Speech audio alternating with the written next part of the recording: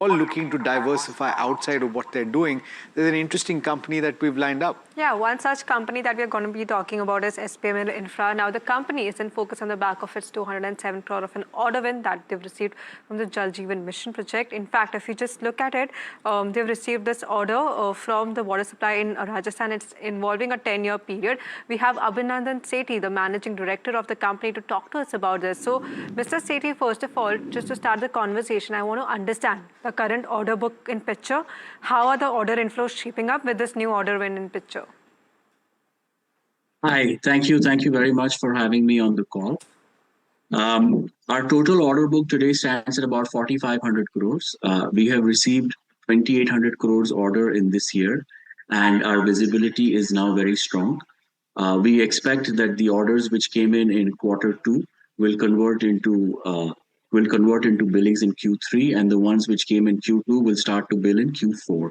Q3 will start to bill in Q4.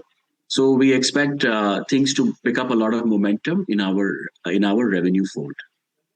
So that's the new orders that have come in. Okay, so hi Abhinandan, Alex here. So I'm just wondering, with that in mind, where do you think you will end the year in terms of revenue growth for FY26? So if you see from Q2, whatever we were billing from the legacy orders. From Q3 onwards, we will start billing the new projects. So those will start adding in as kickers to our revenue fold. And in Q4, we'll have, so in total, we have won about 6 orders this year. So all those orders will now start to fructify into billing by Q4.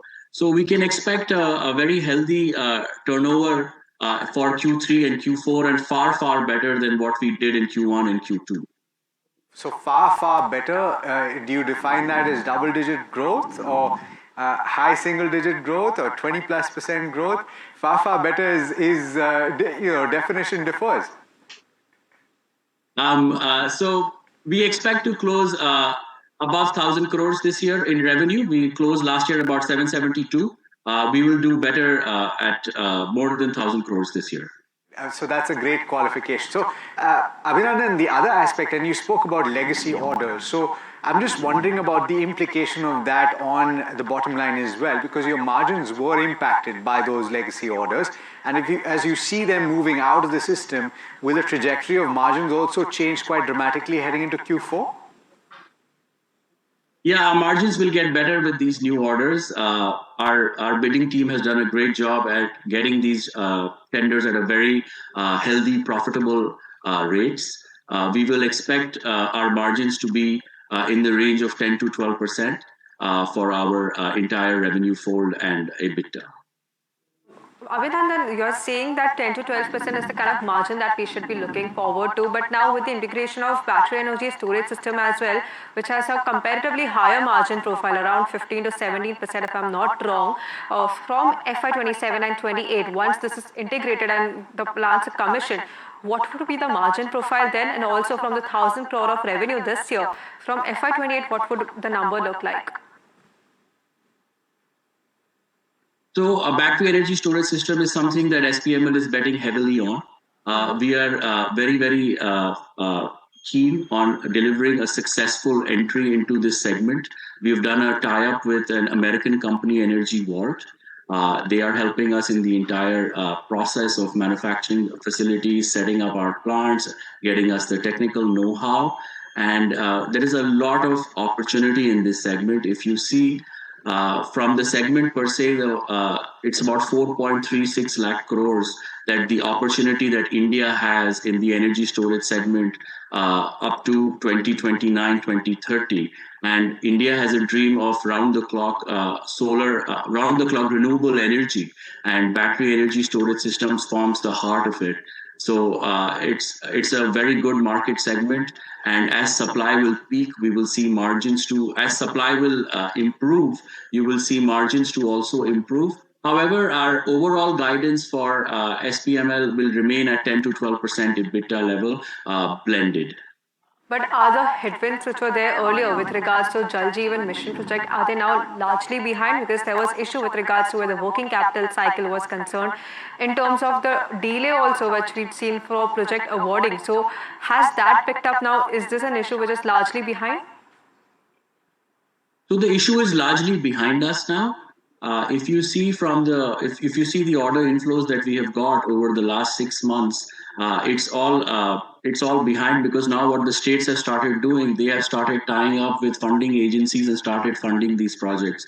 There is one or two states which are lagging behind, but thankfully we did not take much exposure there. So as of today, we do not have any headwinds because of Jal Jeevan Mission. And as the new project starts billing, they have already tied up for funding from their agencies. So we expect these cycles to be very easy and not hitting our cash flow cycles at all. Okay. What are the number of days that you're currently operating on?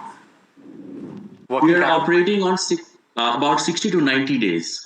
Okay, so that's a pretty wide range. Does that change basis seasonality?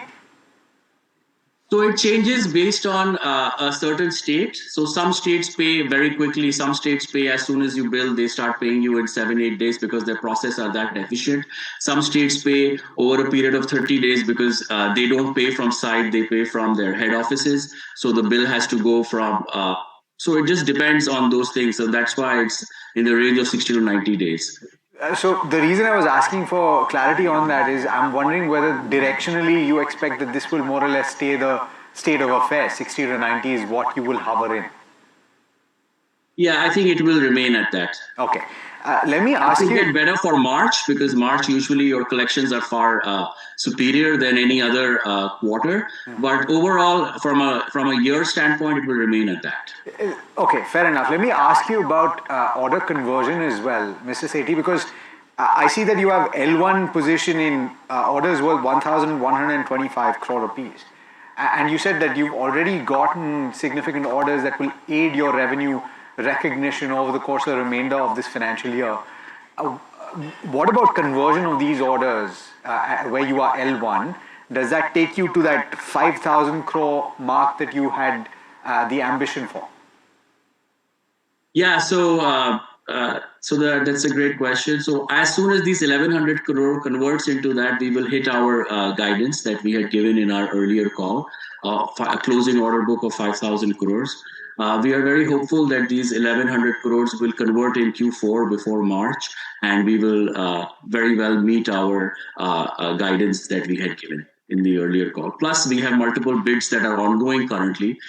We have bid for about 8,000 crores worth of project as of today, and those results will also start flowing in Q4. So hopefully, we will be able to fructify some of them as well. Okay, well, thank you so much, Mr. Sethi, for joining and sharing that perspective on what's happening with SPML Infra.